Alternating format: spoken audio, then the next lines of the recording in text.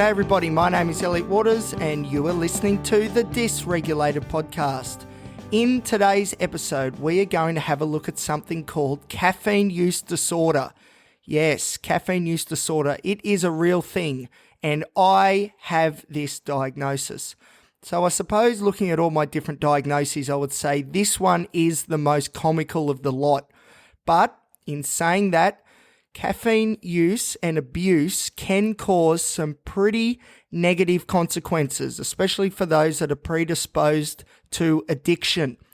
And although on some level it could be seen as comical that I have a caffeine use disorder, at the same time it has some pretty large and significant negative impacts on my mental health as well. So we'll go through that, what the diagnosis is all about, what caffeine use disorder is, how caffeine does what it does, some of the benefits of caffeine, some of the things that are not so good, and I'm going to tie in my own story with caffeine. Okay, so caffeine, to begin with, is the world's most widely used drug, and it has been consumed for centuries. So caffeine is a psychostimulant. That is, it has its effects on the central nervous system as well as the brain. So some other psychostimulants you may have heard of include amphetamine, cocaine, and modafinil. And there's a few others as well, pseudoephedrine being another. It is generally considered, though, caffeine, a beneficial drug because it has a range of positive effects such as improved mood, increased concentration, increased alertness, and wakefulness. And this is found at low to medium intake levels. Now, at high levels, on the other hand, which is the amount I must say I usually partake in, caffeine can be toxic with some serious adverse effects, including cardiovascular issues and, at its extreme, death. So you can certainly overdose on caffeine, and I must admit, I have done so on one occasion, and I will tell that story soon. But yes, I have overdosed on caffeine, and it can be done. Okay, so the accepted level for high-risk caffeine intake is anywhere from 800 milligrams to 1200 milligrams plus. So for interest's sake, my intake level usually daily hovers around the 800 to 1000 intake per day. So that's a gram of caffeine pumping through my veins. There is a lot of it. And I might add, like I said, this is an addiction, and it certainly is, because as I'm sitting here right now, going through caffeine use disorder and how bad it can be, I am sipping on a full cup of pre-workout, which has got hundreds of milligrams of caffeine in it, and I'm drinking it right now as I'm doing this episode. And I do that pretty much for every episode, and I cannot stop myself from doing it. So there you go. So even right now, as we're talking about caffeine abuse, I am abusing the drug as we speak. Anyway, so the majority of caffeine users, unlike me, would consume safe levels of the drug, but many of us would have experienced caffeine withdrawal. Many of us also are of the belief that without our morning coffee, we aren't able to function. How often have you heard people say that? You probably have said it yourself as well. So the question is, if you need this morning coffee and you've experienced withdrawals if you don't get it, does that mean you, yes you, not me, because I know I've got a problem, but do you have a problem? Because this could be a clinically relevant situation. Can't go without the morning coffee. If you do, you get withdrawals. If it was any other drug that we think of, that would be a big problem. So why is caffeine different? Anyway, we will look at the guidelines shortly of what it constitutes to be diagnosed with caffeine use disorder. So, as we would be mostly aware, caffeine comes in a variety of forms, such as coffee, energy drinks, powdered pre-workout, which is what I'm sipping on at the moment, caffeine pills, and combined with alcoholic drinks as well. So if you have a problem like me with caffeine, sometimes or most of the time throughout the day, you will have one of each of these varieties. My personal favorites, well, really, I like them all. Pre-workout is the most potent. Coffee is the most easily accessible, and energy drinks taste the best. And that's really how I roll with it. But the big goal is get some caffeine and get a mood boost, feel a bit better, get some more energy, and let's go. Okay, so how does caffeine work? What is the mechanism of action? Well, caffeine acts as an antagonist of adenosine receptors. So without going into the biological neuropharmacology too deeply, what this basically means is that caffeine blocks the sites in which adenosine is received, therefore it is unable to carry out its different functions. So what are these functions? What does adenosine do? So it is implicated in making us feel sleepy and tired. It lowers our physiological arousal, and it can also stop irregular heartbeats. Caffeine, as we know, is all about keeping us awake, being able to concentrate, being wired and ready to go. So very much the opposite of what adenosine sets out to achieve. And that makes sense because caffeine is stopping adenosine from doing what it wants to do. So upregulation of adenosine receptors occurs when an individual has been abusing caffeine. So what that means is that more receptors are produced at the cellular level because the brain and cells aren't receiving the amount of adenosine that they have been designed for. So the brain's a bit confused. Where is this adenosine? Well, we need to find it, and we need to find it fast. So what the brain does is create more of these receptor sites. If there's adenosine floating around, because we're not getting as much as we need to go to all corners and make sure we are grabbing it if it exists. So to do that, we create more receptor sites for adenosine. Okay, so when we stop caffeine all of a sudden, an excess of adenosine is being found because these receptor sites now have a lot more that they can pick up. And because there's a lot more receptor sites, the net amount in the long run is more. So this can account for those withdrawal symptoms such as increased fatigue and lethargy. Remember, that's what adenosine does. It makes you tired. So the other key neurotransmitter that caffeine influences is dopamine. So remember, dopamine is the reward and pleasure chemical. It is great stuff in the brain and also plays a big role in attention and concentration. Remember, ADHD. The idea is that there are low levels of dopamine in the brain. Now, dopamine is also heavily linked to addiction. So caffeine stimulates dopaminergic activity in a similar way in which cocaine and amphetamine can as well, although at a lower level. So this increase in dopamine is why we get the improved mood effects of coffee, energy drinks, etc. The caffeine is stimulating dopamine being released from the neurons in the brain, and we feel better for it. Now, although not mentioned so far on the podcast, I'm going to bring in a bit of behavioral conditioning, which plays a role in the caffeine story as well. So in basic terms, we attribute drinks with caffeine as being more desirable because of the caffeine component than on taste alone. So there was an experiment where there were two groups and they were given a novel tasting beverage to try. So novel in this case meaning new, untasted previously. So they haven't had this drink before. The group that had the beverage with caffeine rated the novel tasting drink much higher than those in the placebo group.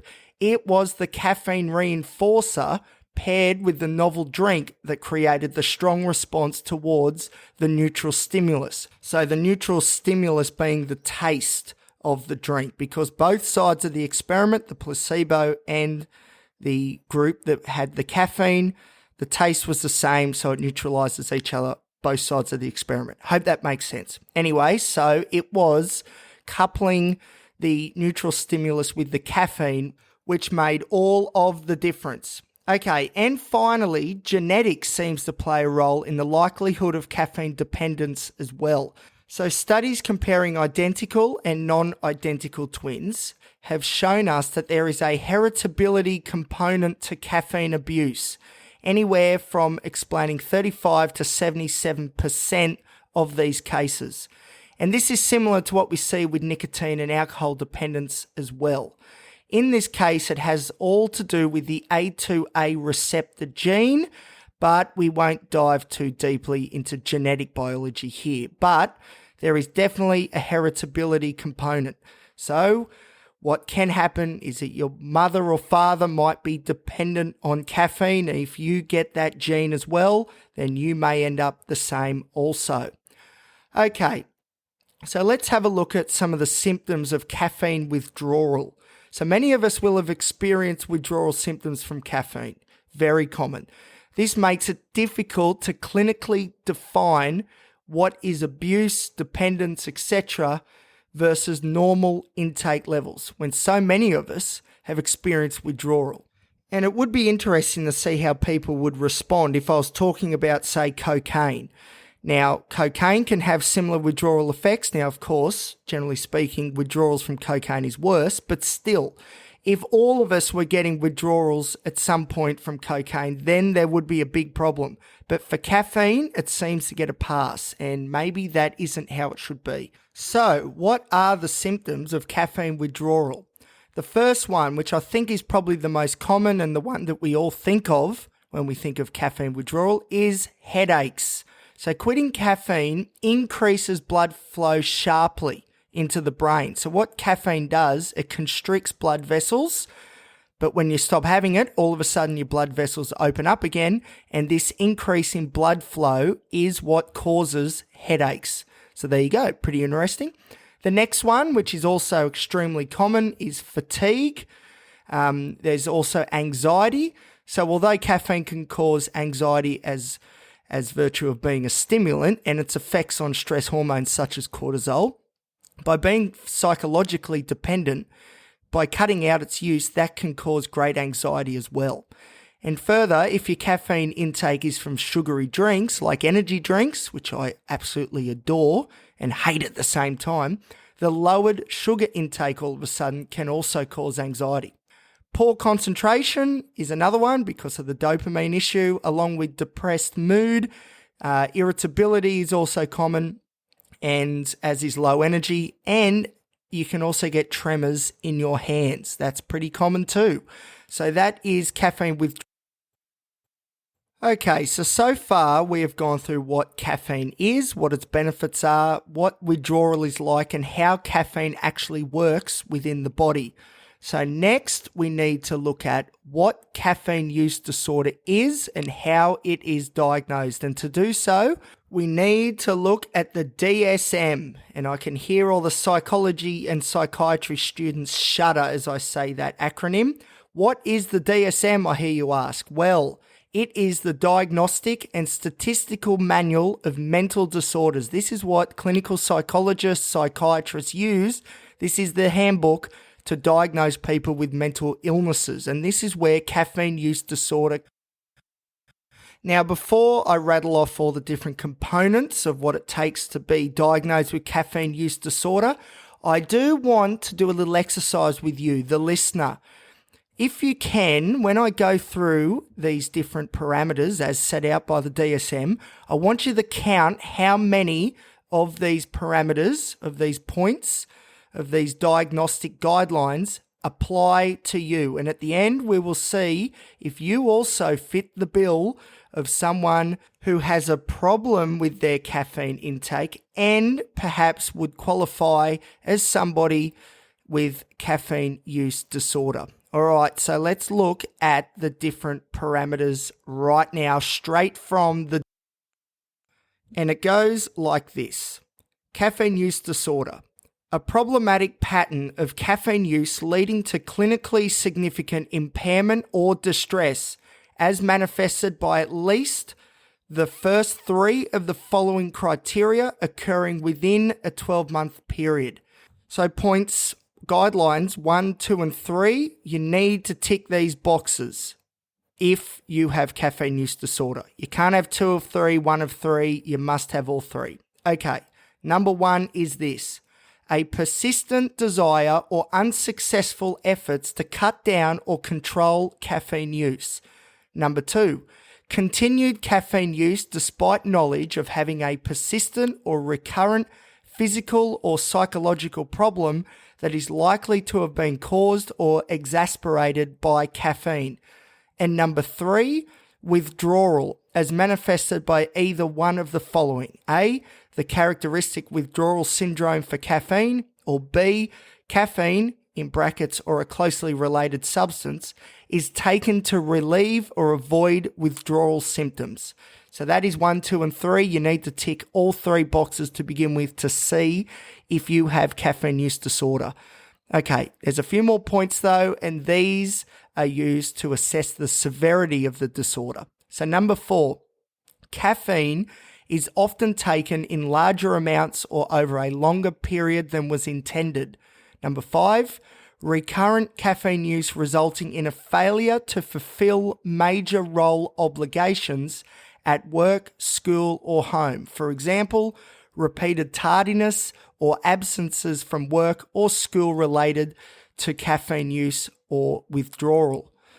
Number 6, continued caffeine use despite having persistent or recurrent social or interpersonal problems caused or exacerbated by the effects of caffeine. For example, arguments with spouse about consequences of use, medical problems, cost, etc.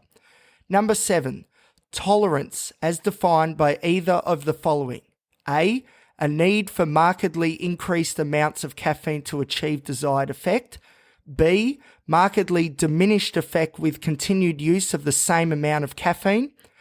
So that's for tolerance. Number 8, a great deal of time is spent in activities necessary to obtain caffeine, use caffeine, or recover from its effects. Number 9, craving or a strong desire or urge to use. So that is the 9 guidelines for caffeine use disorder. How many did you score?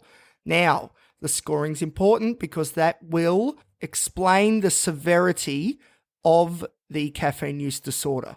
So, instructions for specifying severity of DSM-5 substance use disorders.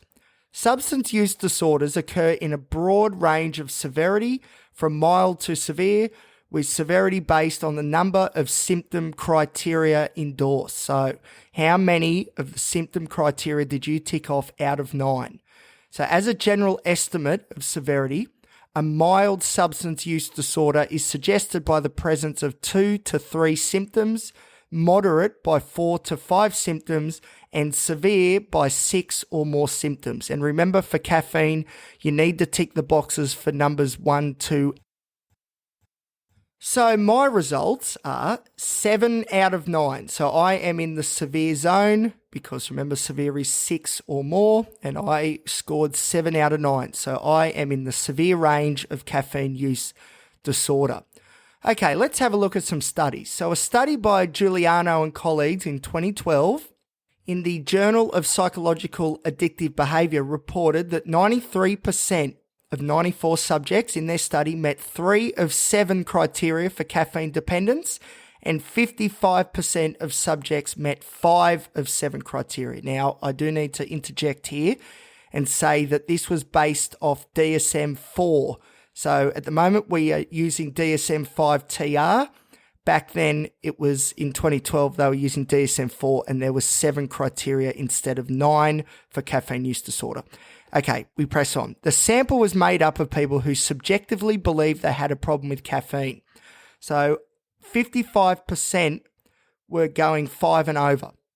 That's a fair chunk of the sample measured. Most of the interviewees reported at least one serious attempt to quit or reduce caffeine without success, and 43% were advised by a health professional to reduce caffeine use for health reasons, including cardiovascular problems, breast disease, pregnancies, problems, anxiety, headaches, sleep difficulties, or to reduce calories from caffeinated soft drinks. So what this study tells us is that a lot of the people who think they have a problem with caffeine really do. So 93% of the sample got the 3 first, all ticked, boom, straight away, 93%. And 55% scored over half of the criteria set out. That's a lot of people with a lot of caffeine pumping through their veins, that's for sure. And of course, I am one of them. So that is the criteria on how to be diagnosed with caffeine use disorder. Now, a big part of the picture, of course, is intoxication. So intoxication, we think of alcohol, but this applies to caffeine as well. So let's have a look at what caffeine intoxication.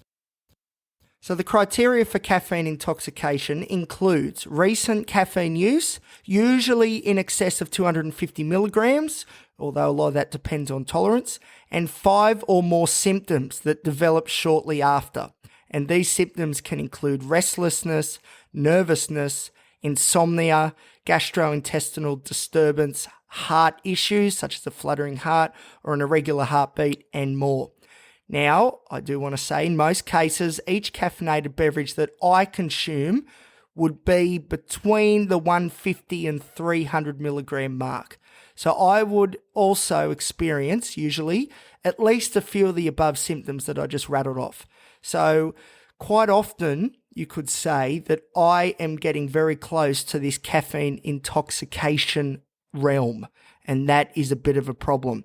And there was one occasion where I had a full-blown caffeine overdose. I'm going to tell you all. So I can't remember how old I was exactly, early 20s, like maybe 20 years old, 21. And me and my friends went down to Sydney from Newcastle to the Fitness Expo because we were all gym junkies back then. Now, a big part of the Fitness Expo was to try and, flog off some supplements and all this stuff, So there were samples going around everywhere.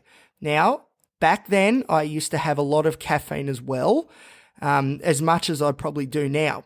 Now, we went to a stall and there was samples of pre-workout in little cups. So, of course, I had like 5 of these little cups and they were jack full of caffeine. We were walking around the Fitness Expo. I'd had these 5 little cups, say 15 minutes before.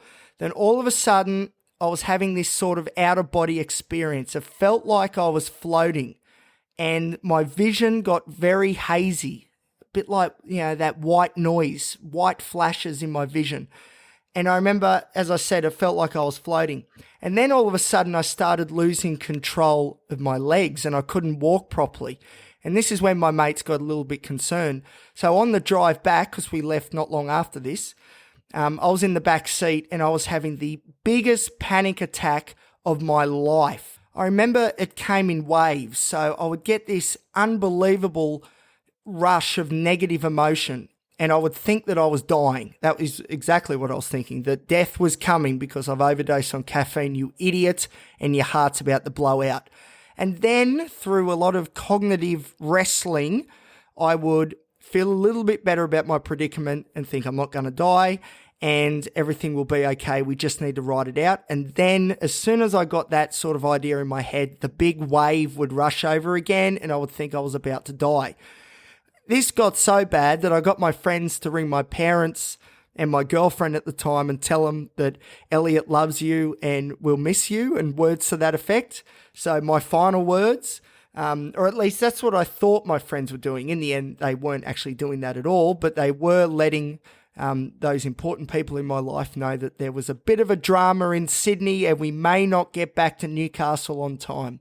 So in the end, what happened was that we pulled over to the side of the road and I was in tears, absolutely in tears, blubbering away. And another car pulled over near us and we were close to getting back onto the highway to head north again. And it just so happened that one of the occupants of this car that pulled over and saw that we were in a bit of distress was a nurse. And I remember she was really good at talking me down and getting me to stop hyperventilating because the massive panic attack was ongoing and I was hyperventilating. And as a result, I was sort of half fainting because the oxygen levels was through the roof. And eventually it was decided we should get a ambulance to the hospital, the closest hospital, which was Royal North Shore. And then I was admitted and it was confirmed that I had overdosed on caffeine. So I remember I started vomiting as well at this point. There was the gastrointestinal disturbances going on too. My heart felt like it was beating out of my chest. And there was so much anxiety. It was unbelievable, just washing over me like a huge wave constantly, one after the other, a big set rolling through, anxiety, anxiety, anxiety. It was hell. And as I said, I was blubbering away. I was crying. I'm happy to admit it. I was bawling in front of my mates because I thought this was it. I am a goner. And all of this was brought upon by overdosing on caffeine. So anyway, I was in Royal North Shore in the emergency department. I was there for a few hours. They hooked me up onto, some saline IV drip, I'd say. And eventually the caffeine was flushed out of my system. My parents had driven down from Newcastle to Sydney. So for those that don't know, it's about a 2-hour drive. They were not particularly happy that they had to come to Sydney to pick up their idiot kid who had decided to have as much pre-workout as he could. And then we got back home and I slept like a baby and we moved on. But it was so, even now when I think about it, it was a very scary time. And I was certain that I was going to die. And I never really want to be under that sort of duress again because that was unbelievably stressful. And in the end, though, I did not die, which is great. But it needs to be said that I am not alone when it comes to ending up into hospital due to caffeine toxicity. So another study, this one by McCarthy and colleagues, they published a paper titled Hospitalisation for Caffeine Abuse is Associated with Abuse of Other Pharmaceutical Products. So in this paper, they found that out of 254, this is from the US, reported cases of caffeine abuse in their study, 106 of these patients had to be managed in the emergency department and 34 were admitted to the ward and/or ICU. So caffeine abuse is definitely a medically significant health problem. That's for sure. So intoxication can cause hypertensive crisis. That's extreme high blood pressure, which back then I had high blood pressure like I do now, and it was through the roof when I got to the hospital. Other heart problems like heart flutters and nausea and vomiting, severe panic attacks, insomnia, fever, and more. Caffeine intoxication can cause death, so I was sort of on the right page there, usually by way of ventricular fibrillation. So what that is where the lower chambers of the heart start to vibrate rather than beat in time, and this causes cardiac arrest. Oh, what a way to go.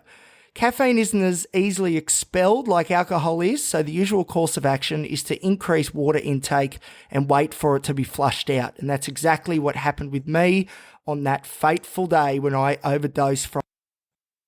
All right, so we've gone through what it means to have caffeine use disorder, what the guidelines are for diagnosis, and we've also had a look at caffeine overdoses. Now let's have a look at the effects of caffeine on other psychological disorders. So let's start with attention deficit hyperactive disorder. So straight off the bat, let's go. ADHD. There is a high correlation between ADHD and caffeine abuse. This is due to those with ADHD using caffeine, and me, I do this all the time. I'm doing it right now. Those with ADHD use caffeine to self-medicate the symptoms of their ADHD disorder, such as poor concentration, poor attention, emotional dysregulation, and more.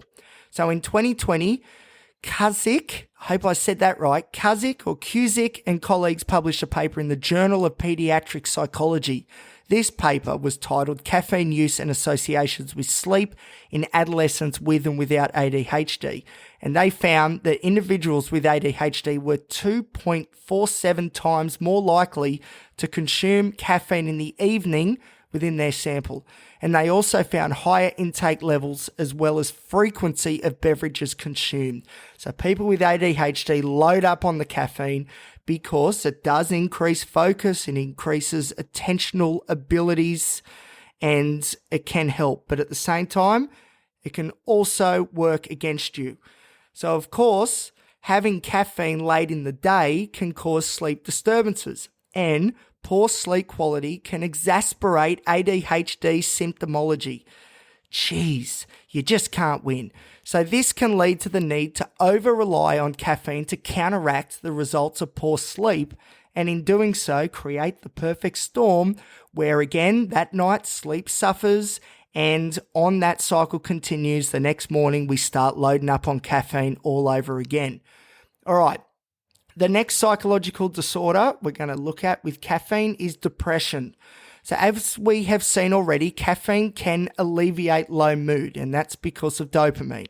So Wang and colleagues in their paper titled Coffee and Caffeine Consumption and Depression, a meta-analysis of observational studies from the Australian and New Zealand Journal of Psychiatry found that caffeine intake between 68 milligrams a day and 509 milligrams a day was optimal when fighting low mood. Geez, those are rookie numbers. But it must be noted that these consumption figures fall within, as we've seen earlier, they fall within the broadly defined low and medium levels of intake. Higher intake of caffeine, like I alluded to just then with myself, can have the opposite effect of lowering mood, especially during withdrawal. Okay, next, anxiety and panic disorder. Caffeine is well known to induce anxiety in many individuals, me being one of them. It is commonly recommended by doctors that those with anxiety or panic disorders refrain from using large amounts of caffeine.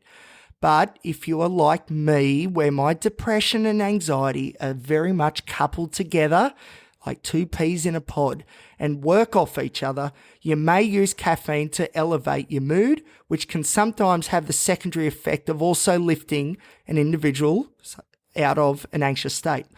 But in my experience, caffeine plays havoc with my anxiety. It absolutely dials it up to 11. It is terrible.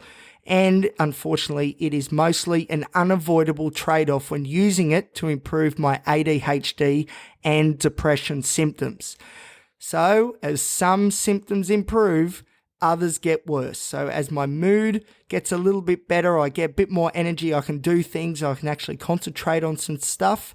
All of a sudden, that anxiety and that fear and that panic goes into overdrive, and then they're just working together to ruin my day. And it all starts, in many cases, with caffeine.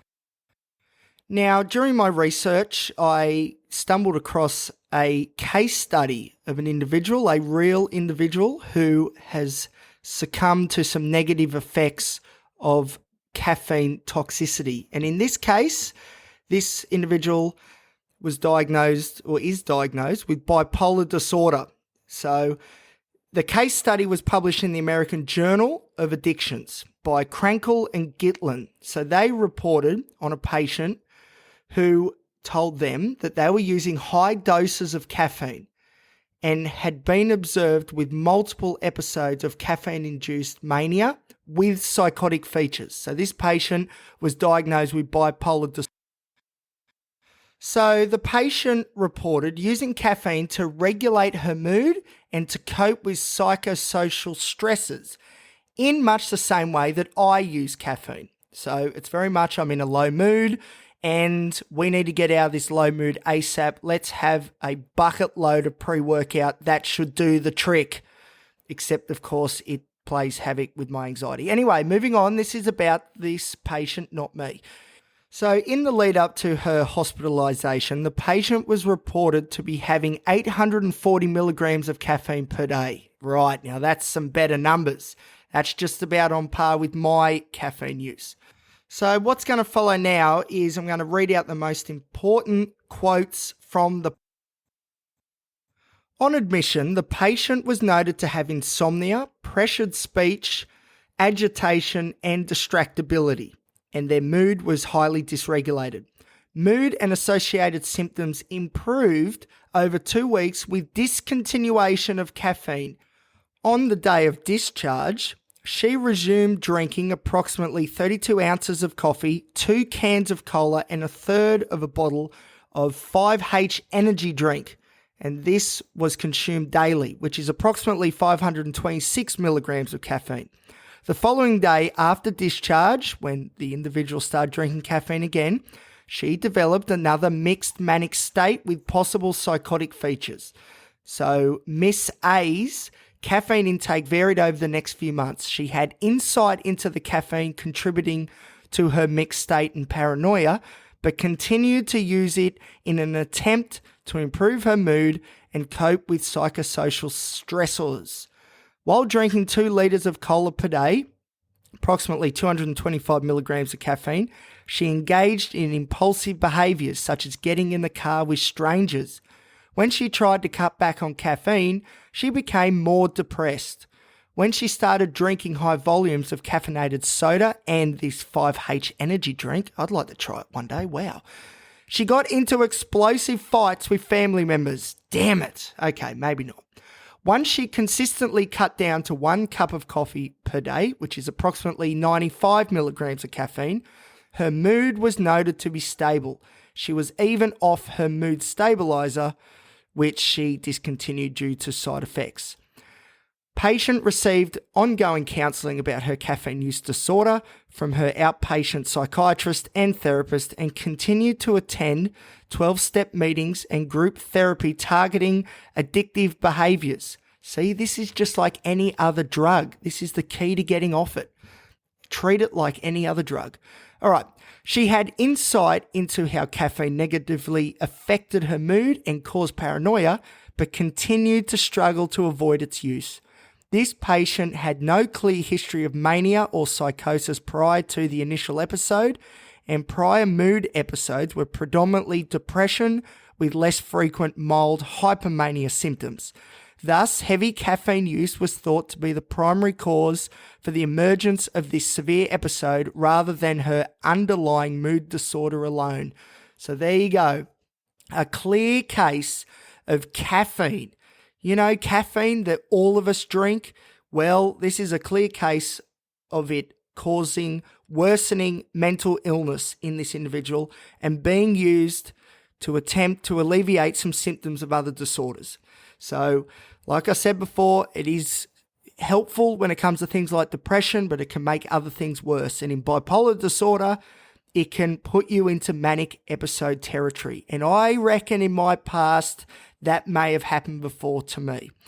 So this story has quite a few similarities with my own. I have to admit, although taken more to the extreme, or at least the consequences are more extreme, but the actual intake levels aren't. If anything, I would say my intake levels would be slightly higher. So that's something I really need to watch out for. But it is cases like this which highlights how caffeine addiction can be as destructive as many other drugs. And of course, a lot of it depends on the individual, okay? Like everything when it comes to psychology, psychiatry, it's all about you as the individual, how you react to certain stimuli. And caffeine is no different.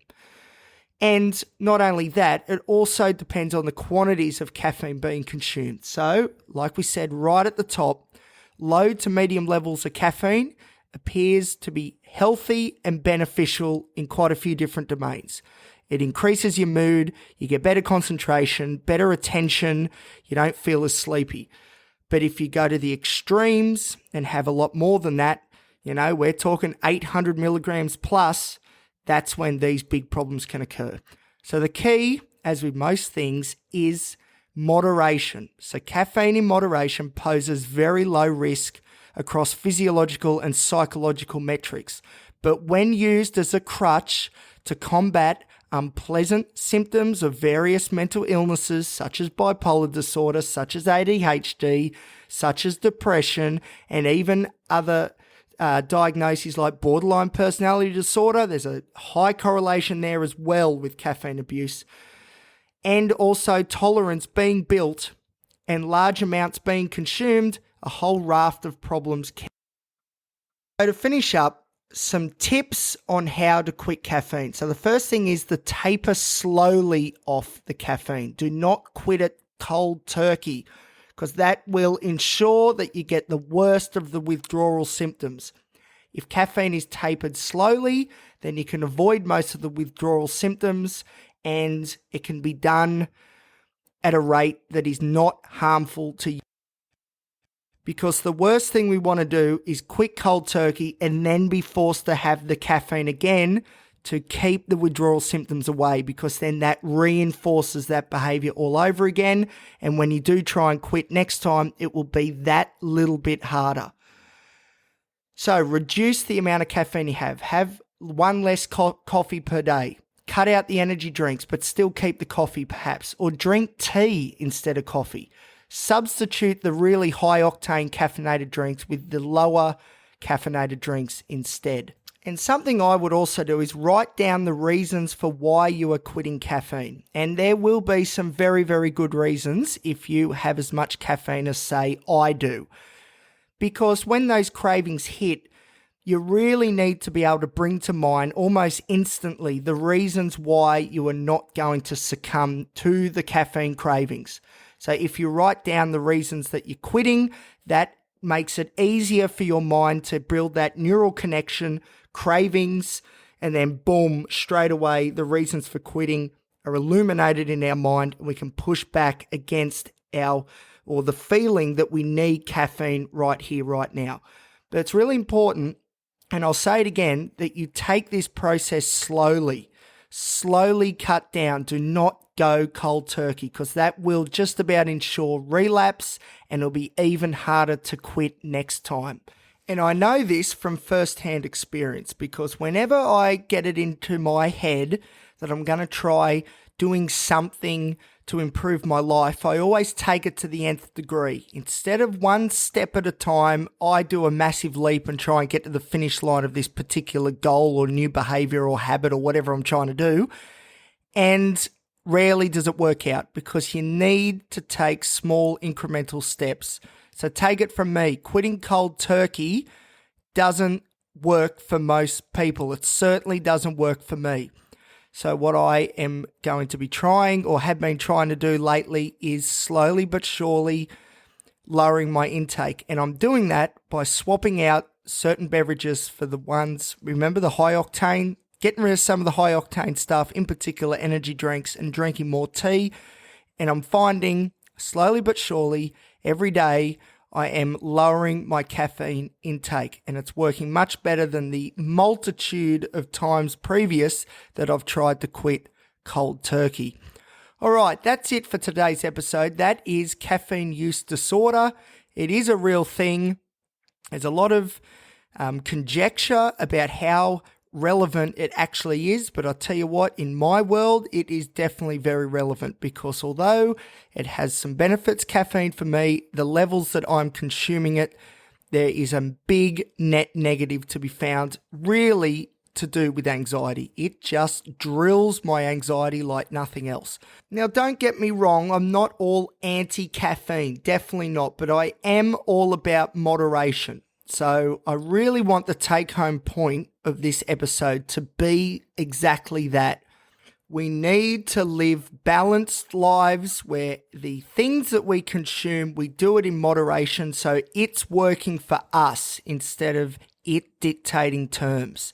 So moderation is key. You can still have that coffee, don't worry about that, but just don't have as much that maybe I would, because the consequences can be quite drastic. So thank you everybody for listening. That is Caffeine Use Disorder. Remember, if you're enjoying the show, feel free to like, subscribe, give us a rate, and share it around with your mates. And if you want to follow me on Instagram, you can certainly do so at elliot.t.waters. This is the Dysregulated podcast, and I will see you next time. Goodbye.